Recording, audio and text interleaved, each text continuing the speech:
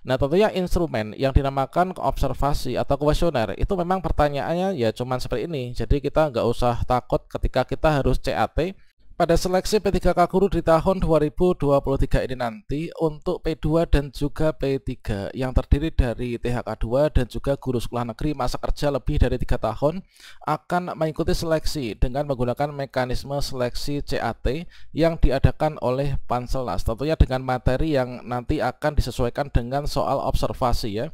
Dan di sini nanti yang membedakan dengan di tahun sebelumnya, inilah kita untuk P2 P3 ini mengerjakan seleksi sendiri teman-teman. Jadi bukan dikerjakan oleh kepala sekolah, pengawas maupun juga guru senior. Dan tentunya nanti kita akan bisa masuk ke akun kita ketika sudah tiba waktunya. Nah, tentunya di sini teman-teman bertanya-tanya yaitu kira-kira seperti apa sih untuk kisi-kisi dan juga contoh soal untuk cat observasi untuk teman-teman THK2 dan juga guru sekolah negeri masa kerja lebih dari atau sama dengan 3 tahun. Kira-kira apa saja yang ditanyakan dan cara mengerjakannya bagaimana? Silahkan simak video ini sampai selesai. Informasi awal terkait tentang P2 dan juga P3 yang wajib ikut seleksi dengan CAT, termasuk juga P2 P3 yang dulu berstatus TP ataupun juga kalah perankingan atau tidak dapat penempatan, maka di sini dapat dikatakan teman-teman itu tidak lulus ya. Nah, informasi tersebut itu pertama kali dapatkan dari pernyataan Prof Nunu ketika itu. Jadi fix di sini untuk teman-teman P2 P3 itu adalah mengerjakan soal menggunakan cat observasi.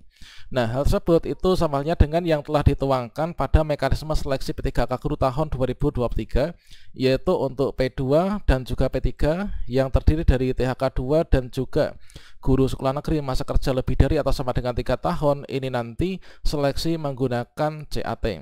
Nah, kemudian untuk seleksi menggunakan CAT itu adalah berbeda dengan CAT yang digunakan untuk teman-teman yang pelamar umum ya. Kalau misalkan teman-teman yang di pelamar umum, CAT-nya itu adalah materinya materi kompetensi terdiri dari kompetensi teknis, kompetensi manajerial, dan juga sosiokultural. Kalau misalkan teman-teman yang THK2 dan juga guru honorer sekolah negeri masa kerja lebih dari 3 tahun ini nanti untuk seleksi CAT Panselnas ini materinya adalah kompetensi yang merujuk pada standar kompetensi guru serta kinerja guru sesuai dengan peraturan yang berlaku.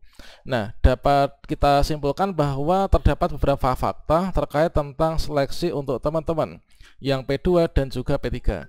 Nah, fakta seleksi cat P2 dan juga P3 yaitu yang pertama, untuk P2 dan juga P3 ini nanti mengerjakan soal CAT dengan komputer ya, dan kemungkinan besar ini nanti kita akan dilaksanakan pada tempat uji kompetensi. Artinya nanti akan dibentuk panitia, yaitu kepanitiaan di masing-masing kabupaten kota ataupun juga provinsi. Dan artinya nanti kita itu akan mengerjakan soal itu kita kerjakan sendiri, yaitu guru honorer itu yang bersangkutan itu mengerjakan sendiri, artinya tidak dikerjakan lagi oleh teman-teman kepala sekolah, pengawas, guru senior maupun juga pembobotan yang dilakukan oleh Dinas Pendidikan maupun juga BKPSDM teman-teman. Ini terkait tentang mekanisme seleksi yang CAT itu seperti apa. Ini adalah untuk penggambarannya seperti ini. Nah, selanjutnya kalau misalkan kita melihat yaitu dari mekanisme yang akan digunakan pada seleksi CAT untuk P2 dan juga P3, maka kira-kira kisi-kisinya itu seperti apa dan juga contoh soalnya seperti apa. Dan di sini kalau misalkan kita perdalam pengetahuan kita terkait tentang mekanisme ini, maka di sini kita berfokus yaitu pada materi ya. Nah, di sini pada materi yang akan diujikan pada seleksi observasi CAT itu adalah ada di sini. Nah, ini yang membedakan dengan seleksi CAT untuk teman-teman pelamar umum yang menggunakan CAT pengetahuan, maka di sini nanti kita berfokus untuk yang kita pelajari tentunya yaitu ini, yaitu materi kompetensi ya. Nah, inilah terkait tentang materi kompetensi kita sebagai seorang guru yang merujuk pada standar kompetensi guru serta kinerja guru. Nah, berarti di sini dapat kita simpulkan yaitu standar kompetensi guru dan juga standar kinerja guru itu kira-kira seperti apa kalau disesuaikan dengan peraturan yang berlaku dan tentunya peraturan yang terbaru. Maka dari itu dari sini dapat kita tarik kesimpulan. Kalau misalkan kita melihat dari standar guru ya teman, yaitu standar kompetensi guru. Nah, di sini adalah standar kompetensi guru yang pertama. Standar kompetensi guru itu kira-kira yang seperti apa? Standar kompetensi guru itu adalah yang merujuk pada Undang-Undang Nomor 14 Tahun 2005 terkait tentang undang-undang guru dan dosen itu kan, Ya, mana inilah untuk kompetensi adalah seperangkat pengetahuan, keterampilan, dan juga perilaku yang harus dimiliki, dihayati, dikuasai oleh guru atau dosen dalam melaksanakan tugas keprofesionalan. Nah, ini kita harus memiliki kompetensi yang mencakup pada bagian ini. Kemudian kompetensi guru itu dapat dimaknai sebagai kebulatan pengetahuan. Kita harus berpengetahuan kan, keterampilan sikap, kemudian berwujud tindakan cerdas dan penuh tanggung jawab dalam melaksanakan tugas kita sebagai seorang guru. Kemudian kalau misalkan kita perdalam lagi pengetahuan kita terkait tentang kompetensi guru, itu kira-kira apa saja komponennya. Nah, ini adalah untuk kompetensi guru sebagai agen pembelajaran itu kan, yaitu kompetensi pedagogik, kemudian kompetensi kepribadian, kemudian kompetensi sosial, kemudian kompetensi profesional. Nah, selanjutnya di sini untuk 4 kompetensi guru itu penjabaran yang lebih spesifik ini adalah kira-kira yang seperti ini. Nah, kompetensi dalam bidang pedagogik itu adalah di sini kemampuan seorang guru, yaitu berkenaan dengan kemampuan mereka dalam mengenal karakteristik peserta didik itu kan. Untuk pedagogik itu adalah yang seperti itu. Jadi nanti tentunya akan diberikan contoh apa ya istilahnya itu, kalau misalkan saat observasi itu adalah seperti halnya kita itu mengisi kuesioner. Nah, mengisi kuesioner gitu berdasarkan dari masing-masing kompetensi ini. Nah, ini kita dasarkan pada diri kita sesuai dengan pengalaman kita. Pengalaman kita dalam pedagogik itu seperti apa? Kita nanti menjawab soal yang ada di sana kan, disesuaikan dengan diri masing-masing.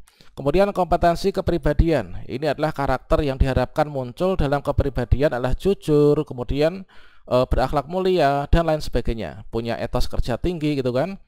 Kemudian kompetensi sosial ini, kemudian kompetensi profesional. Nah, terkait tentang kisi-kisi, kalau misalkan kita itu cek di pada bagian materi yang diujikan, itu adalah kira-kira yang seperti ini.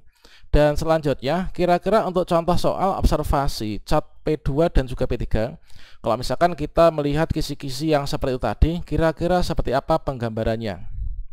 Nah, ini adalah untuk contoh cat observasi yang dulu dilakukan oleh kepala sekolah. Tentunya dikarenakan untuk soalnya, untuk materinya ini nggak jauh berbeda, maka kemungkinan besar ini juga tidak akan jauh berbeda pula. Namun yang berbeda itu adalah yang mengerjakannya. Nah, contohnya misalkan gini, misalkan kalau misalkan dulu kan kandidat ya, kandidat melakukan pendekatan dengan cepat misalkan. Apa kita itu setuju, tidak setuju, atau mungkin juga sangat nggak setuju atau sangat setuju. Nah, ini kita sesuaikan dengan diri kita. Nah, selanjutnya di sini kalau misalkan kita lihat yaitu pada kebiasaan ini kan. Nah, kompetensi guru ini ada ini, yaitu kepribadian, pedagogik, profesional, sosial. Yang mana di sini sesuaikan dengan kompetensi guru sesuai dengan Undang-Undang ASN, maka di sini akan akan disinkronkan dengan kompetensi teknis. Nah, teknis itu mencakup 3 ini, kemudian di sini manajerial, sosiokultural. Nah, ini adalah untuk butir soalnya, ini tentunya nanti akan jauh berbeda dengan yang dilakukan oleh dulu, yang dilakukan oleh kepala sekolah dan lain sebagainya itu ya. Nah, kemudian juga di sini akan ada nantinya yaitu panduan pengisian instrumen. Nah, dikarenakan di sana itu sama halnya dengan observasi itu kan kita mengisi kuesioner ya atau mengisi instrumen. Maka di sini contohnya adalah seperti ini soalnya ya, yaitu dalam interaksi yang berorientasi pada peserta didik Anda itu seperti apa? Apakah melakukan evaluasi atau apa? Nah, ini adalah untuk contohnya. Kemudian kalau misalkan kita jabarkan ya, kita jabarkan dari contoh soal yang kompetensi misalkan. Nah, untuk kompetensi ini contohnya adalah seperti ini. Saat berinteraksi Anda itu cenderung apa gitu ya. Nah, misalkan apakah saat Anda interaksi itu kita itu bersemangat memberi masukan, berani dan dalam mengambil tindakan, atau berhati-hati dalam memutuskan. Nah, ini atau sungguh-sungguh meminta masukan. Nah, ini adalah contoh untuk ketika berinteraksi. Nah, ini sesuai dengan materi yang nanti akan diujikan. Kemudian dalam melakukan pendekatan kandidat itu kita itu melakukan apa? Apakah selalu meminta pendapat tentang diri sendiri?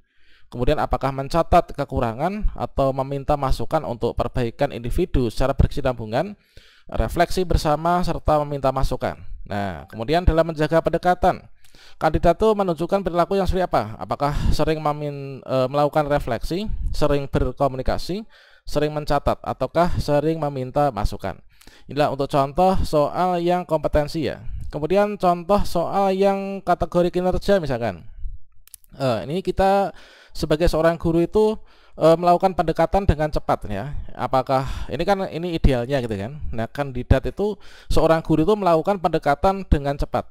Nah, kalau menurut Anda itu gimana? Apakah Anda ini sangat nggak setuju? Apa Anda itu tidak setuju? Ataukah setuju atau sangat setuju? Nah, kemudian di sini untuk berikutnya kandidat memberikan umpan balik. Nah, ini kan kita sebagai seorang guru kita harus memberikan umpan balik kan terkait tentang umpan balik ini. Apakah Anda setuju? Kemudian di sini ada pilihan-pilihan, tentunya nanti akan dikonversikan dengan pedoman penskoran ya dari panitia secara otomatis melalui sistem. Kemudian kandidat merespon masukan dengan baik. Nah, apakah Anda setuju? Apakah nggak setuju? Ataukah setuju atau sangat setuju? Nah, tentunya instrumen yang dinamakan observasi atau kuesioner itu memang pertanyaannya ya cuman seperti ini. Jadi kita nggak usah takut ketika kita harus CAT. Jadi dan nanti akan berbeda dengan CAT yang diujikan ketika seleksi kompetensi untuk pelamar umum ya. Kemudian misalkan Anda senang tinggal dalam lingkungan yang seperti apa? Nah, apakah rumahnya yang berdekatan ataukah tertutup? Kemudian apakah sepi ataukah suasana individual atau suasana yang penuh dengan kekeluargaan? Kemudian suatu hari misalkan Anda itu menginap di rumah salah seorang keluarga Anda. Nah, keluarga Anda itu kemudian menghidangkan sebuah hidangan yang tidak Anda sukai misalkan. Maka Anda itu seperti apa? Apakah makan nasinya saja tanpa menyentuh hidangan tersebut, ataukah makan saja untuk menghormati tuan rumah, atau mengatakan bahwa Anda sudah kenyang, ataukah makan dengan garam dan kerupuk saja?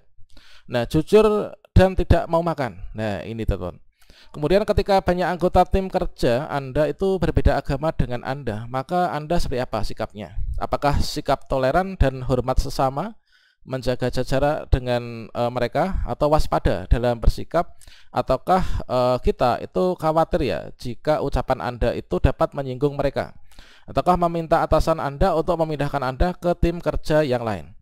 Nah, kira-kira untuk soal observasi dan juga kisi-kisinya adalah gambarnya seperti itu. Nah, di sini kita perlu persiapan bersama.